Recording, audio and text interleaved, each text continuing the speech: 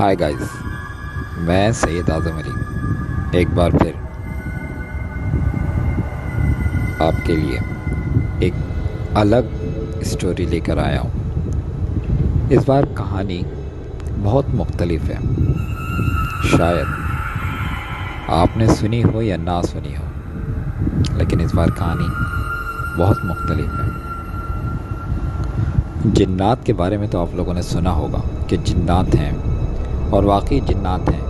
हमारी दुनिया के अंदर हमारे आसपास जिन्नात रहते हैं, और बाज़ औक़ात ये जिन्नात इंसानों को और इंसानों पर हावी हो जाते हैं।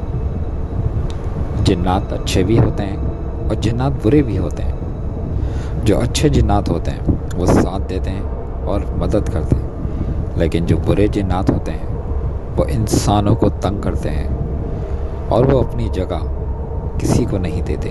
चाहे वो खाली घर हो या छोटी सी जगह, वो अपनी जगह किसी को भी नहीं होने देते। आज इस कहानी में जो मैं आपको सुनाऊंगा, उस कहानी के अंदर एक जिन का प्यार है जो कि एक लड़की के साथ हुआ। उस जिन को उस लड़की से बेपनाह प्यार हो गया था, और उसके बाद उसके साथ क्या वाक़यात हुए सुनते हैं इस कहानी के अंदर। जिन का प्यार। घर के तमाम लोग एयर कंडीशन कमरों में आराम कर रहे थे। बाहर सख्त लू चल रही थी, झुलसा देने वाली लू। उसने उदासी से खिड़की खोली और लू का थपेड़ा जैसे इंतज़ार ही कर रहा था। एक नाटेदार थप्पड़ उसके गाल पर पड़ा और उसका गला टिमटिमा गया। उसने जल्दी से खिड़की बंद की। मेरे खुदा, कैसी शदीद लू चल रही है, इसने सोचा, और चीखने लगी और अपने बिस्तर की तरफ चल पड़ी। दीवार के साथ लगी हुई घड़ी की सुइयां 2 बजा रही थीं। उसे ठीक 4 बजे बावर्ची खाने की तरफ जाना था।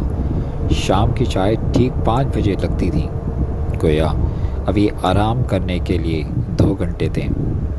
आराम का वक्त भी उसे शदीद गर्मी और लू की वजह से मिल गया था, वरना अगर दूसरे लोग बाहर होते तो किसी न किसी काम में उलझा देते। इस वक्त भी कोई काम उसके सुपुर्द किया जा सकता था।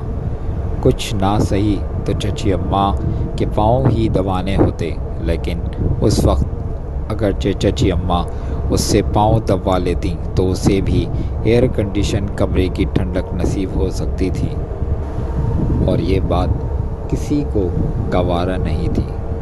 उसने एक गहरी सांस ली और उसकी निगाह आईने पर जा पड़ी। लोग के थपेड़े से सुर्ख गाल अभी तक कौसे क़ज़ा का मंजर पेश कर रहे थे। वो आहिस्ता आहिस्ता आईने की तरफ बढ़ गई, और आईने ने उसका सुरापा पेश कर दिया। दिन रात की झड़कियाँ, बात बात में ताने, हर कदम पर बेइज्जती, तरह तरह के इल्ज़ामात। दिन रात की ठकन। उसकी ज़िंदगी में तमाम लवाज़मात थे, लेकिन उसका हुस्न शदीद इन्हीं लवाज़मात से निखर रहा था। ऐसी भी क्या बेग़ैरती ज़िंदगी। एक लम्हे का सुकून मैसर नहीं था, लेकिन हुस्न वो जवानी थी कि फूटी पड़ रही थी। अल्लाह ताला ने उसकी तमाम महरूमियों को कसरत से तौबा शिकन हुस्न देकर पूरी कर दी थी, लेकिन किसी काम का ये हुस्न जो हर वक्त मुलामत का शिकार बनता जा रहा था, चची अम्मा का बस नहीं था, वरना जहर देकर हलाक कर दें। वो उसके हुस्न व जवानी पर भी कड़ी तनकीद करती थीं। आलिया ने साबुन से मुंह धोना तक छोड़ दिया था। अब ये उसके बस में की बात तो नहीं थी कि वो अपनी शक्ल बिगाड़ लेती, लेकिन बिगाड़ भी लेती तो जिस्म का एक एक नक्श चीख चीख कर उसे क़यामत क़ैस हुस्न की तशहीर कर रहा था।